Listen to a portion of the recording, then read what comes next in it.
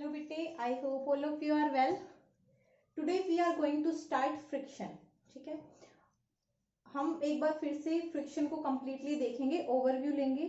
सिर्फ क्वेश्चंस करने से, क्वेश्चंस के रट्टे मार लेने से चीजें नहीं सॉल्व आउट होती हैं. ठीक है, क्योंकि हमें नहीं पता होता ना कि पेपर में क्या आ जाएगा और क्या नहीं आएगा. ठीक है, हो सकता है कि हमने कुछ एक क्वेश्चन कर लिए कि भाई ये आ जाएगा. ठीक है, तो हमने वो क्वेश्चंस के रट्टे मार लिए, बट क्वेश्चंस को तो एग्जामिनर चेंज कर सकता है. बट अगर हमारा कंसेप्ट हमारे साथ है तो एग्जामिनर चाहे क्वेश्चन को कितना भी चेंज कर ले तो हम उसको सॉल्व आउट कर लेंगे. तो पहले आज हम पढ़ेंगे फ्रिक्शन के बारे में कुछ एक टर्म्स. ठीक है, फ्रिक्शन के बारे में हम जानेंगे, उसका कंसेप्ट देखेंगे. ठीक है, बिल्कुल बहुत डीप में हमें नहीं जाना है, हमें सिर्फ ओवरव्यू लेना है अभी. ठीक है, डीप में नहीं जाना है, ओवरव्यू लेंगे और ओवरव्यू से फिर हमारे क्वेश्चंस इजीली हो जाएंगे. ठीक है, अब नेक्स्ट देखो भाई, जो हमने फोर्स पढ़ा था, अगर किसी का वो नहीं हो पाया है तो मैं फोर्स की वीडियोस फिर से डालूंगी. ठीक है, कुछ एक दिन में जैसे ही टाइम मिलेगा वैसे फोर्स की वीडियोस फिर से डालूंगी, तो फोर्स वाला कंसेप्ट भी हो जाएगा. और साथ ही साथ जिसे बाकी के चैप्टर्स जैसे कि नॉन मेटल वगैरह जो हमारे हो गए हैं, अगर किसी का रहता है तो वो मुझे बता देना, मैं वो भी यहाँ पर करवा दूंगी. कोई भी टॉपिक हो, अगर आपको कोई भी डाउट हो तो मैं उसी टॉपिक को यहाँ पर स्टार्ट करवा दूंगी. ठीक है, बाकी अभी हम जो फिलहाल करेंगे वो करेंगे हमारे फिजिक्स के जो भी टॉपिक आते हैं. ठीक है, केमिस्ट्री बायो के हमने इतने सारे कर लिए हैं, बाकी के हम फिजिक्स के टॉपिक्स करेंगे. फ्रिक्शन से आज स्टार्ट कर रहे हैं, फोर्स हो चुका है हमारा, फ्रिक्शन से हम स्टार्ट कर रहे हैं. तो देखो भाई, फ्रिक्शन क्या होता है. हम अपनी डे टू डे लाइफ में अगर देखना चाहें तो डे टू डे लाइफ में अगर हमें ग्राउंड पर चलना है, उसके लिए भी कभी कभार हम क्या देखते हैं कि हम किसी जगह पर बहुत ही स्मूथली चल पाते हैं, किसी जगह पर फिसल जाते हैं, कहीं पर आगे की तरफ फिसल रहे हैं, कहीं पर पीछे की तरफ फिसल रहे हैं. किसी जगह पर हमें चलना थोड़ा मुश्किल होता है, जैसे आइस पर चलना होता है तो थोड़ा मुश्किल होता है, रोड पर चलना होता है तो इजी होता है. इसी तरह अगर हमें किसी मिट्टी के ढेर पर चलना हो तो वो भी बहुत ज्यादा मुश्किल हो जाता है. अगर हमें रस्सी पर चढ़ना है, वो रस्सी थोड़ी सी खुरदरी टाइप की होती है तो चढ़ने में ना इजीनेस होती है, बट अगर वहीं पर वो बिल्कुल स्लिपरी होती है तो हम उस पर इजीली नहीं चढ़ पाते हैं. तो ऐसा क्या चीज है जो हर चीज में हेल्प करता है, तो वो क्या है हमारी डे टू डे लाइफ में जो बहुत ही ज्यादा इंपॉर्टेंट पर्सपेक्टिव रखता है, वो क्या है हमारे पास फ्रिक्शन है. I think things must be clear to you, visible होंगी. ठीक है, अब ये जो है कोई भी फ्रिक्शन कब एक्शन में आता है, तो फ्रिक्शन कब एक्शन में आता है जब कोई भी कहीं पर भी मूवमेंट हो रहा हो. ठीक है, जब रिलेटिव मोशन हो, कोई भी दो ऑब्जेक्ट्स हैं कांटेक्ट में हैं एक दूसरे के और उनके पास में क्या हो, रिलेटिव मोशन में हो. रिलेटिव मोशन में हो वो कहां पर हो, रिलेटिव मोशन में. ठीक है, फ्रिक्शन कब आता है, कब इफेक्ट दिखाता है अपना, जब कोई भी दो बॉडीज किसमें हो, रिलेटिव मोशन में हो, तब हमारा जो फ्रिक्शन है वो क्या दिखाता है, इफेक्ट दिखाता है. क्लियर है. तो देखो ये चीज तो क्लियर हो गई कि किस तरह से आता है, क्या होता है. तो मतलब कुछ तो है क्या, ये क्या चीज है ऐसी, तो क्या है, ये एक फोर्स है. फ्रिक्शन इज अ फोर्स, और वो भी कैसा फोर्स, अपोजिंग फोर्स, अपोज करता है. ठीक है, friction is a force and that is opposing force. और बेहतर होगा आप लोग अपने नोट्स बना लो. Friction is a opposing force that opposes the motion, that opposes the motion. Friction क्या करता है, मोशन का अपोज करता है. comes in contact, comes in action when two objects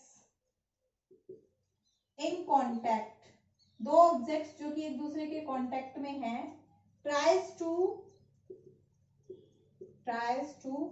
do relative motion,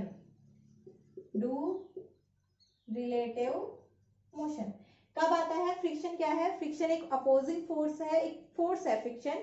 और कैसा फोर्स है, एक अपोजिंग फोर्स है. और कब इफेक्ट में कब आता है, जब कोई भी दो ऑब्जेक्ट्स जो किसमें है, कांटेक्ट में है, और वो क्या करना चाहे, एक दूसरे के ऊपर मूव करना चाहे, तो क्या आएगा वहां पर फ्रिक्शनल फोर्स आ जाएगा. और वो क्या कहेगा, मैं मूव नहीं करने दूंगा. ठीक है, मूव नहीं करने दूंगा.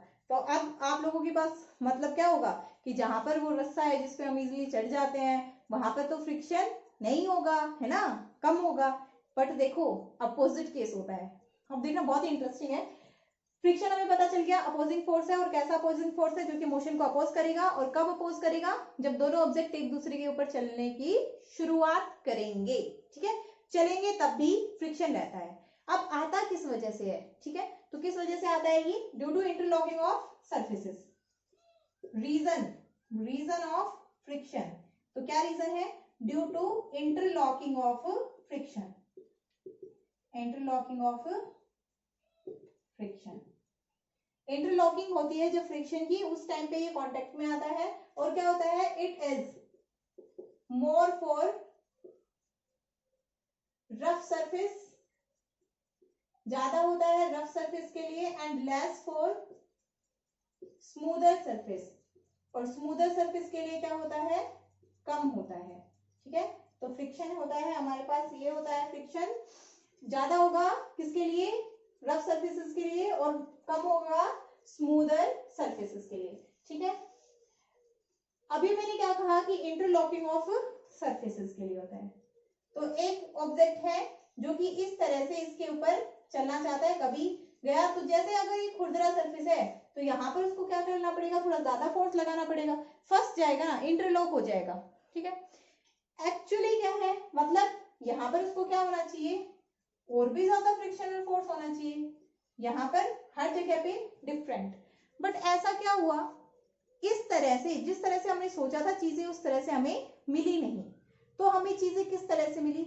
हमें चीजें देखने को मिली कि जो फ्रिक्शनल फोर्स था वो एक तरह से कैसा फोर्स है? इलेक्ट्रोस्टैटिक फोर्स है। किस टाइप का फोर्स है? एक तरह का इलेक्ट्रोस्टैटिक फोर्स है, इलेक्ट्रोस्टैटिक टाइप फोर्स है। मतलब क्या है यहाँ पर कि जो फ्रिक्शन है वो क्या करता है, किसकी वजह से आता है एक्शन में? चार्जेस की वजह से एक्शन में आता है, ठीक है। कि जब ये दोनों जो भी ऑब्जेक्ट्स हैं वो एक दूसरे के ऊपर रब हो रहे हैं तो वो चार्ज हो गए हैं, और चार्ज हो जाते हैं तो रब होकर वो अपोजिटली चार्ज होते हैं, ठीक है। एक के ऊपर पॉजिटिव आता है, दूसरे के ऊपर नेगेटिव आता है, वो अपोजिटली चार्ज होते हैं, और फिर वो एक दूसरे को एक दूसरे से दूर नहीं जाने देना चाहते, ठीक है। That's why.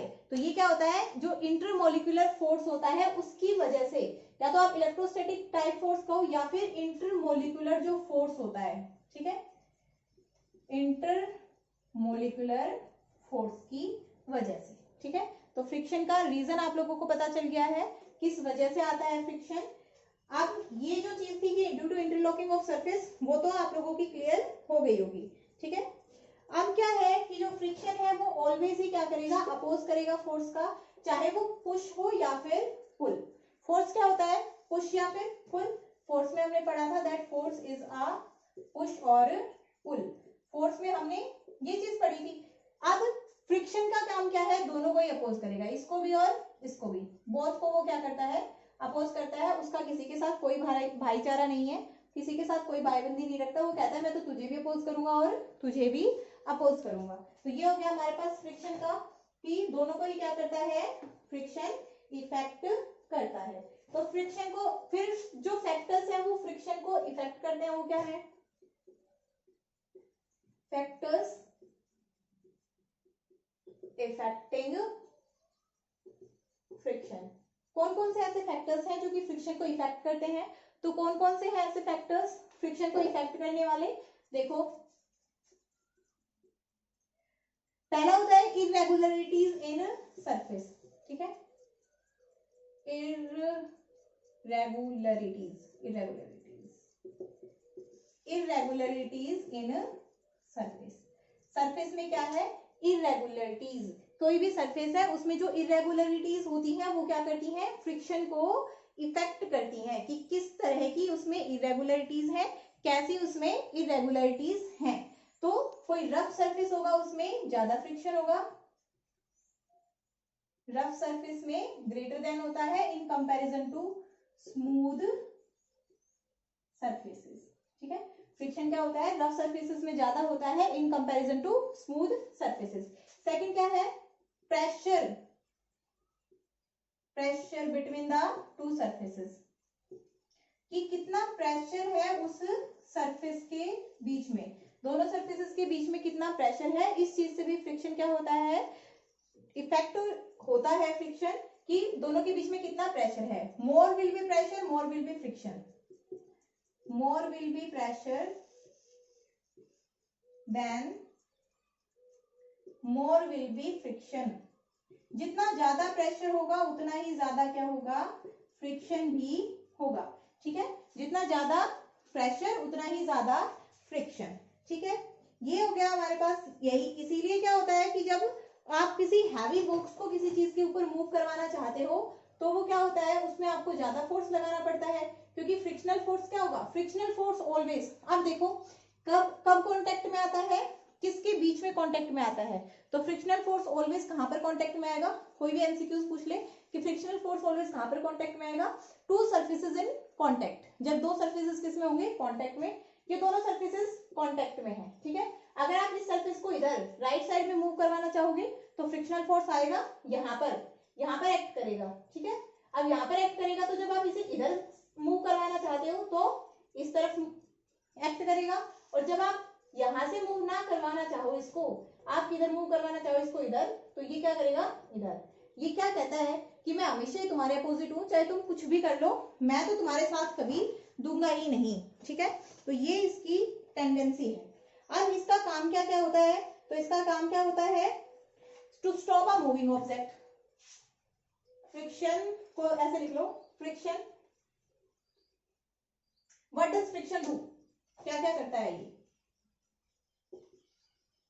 What does friction do, क्या क्या करता है, तो पहला क्या करता है, it tends to stop the moving object, जो चल रहा है उसको तो क्या करता है, रोकने की कोशिश करता है।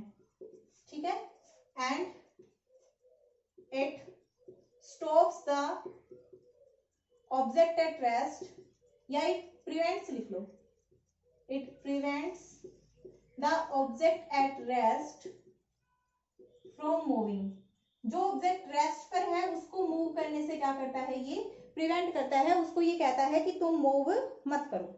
ठीक है, तो ये इसके फ्रिक्शन के काम है, और ये अच्छे काम नहीं है बिल्कुल भी, लैग पुलिंग करता है ये, है ना।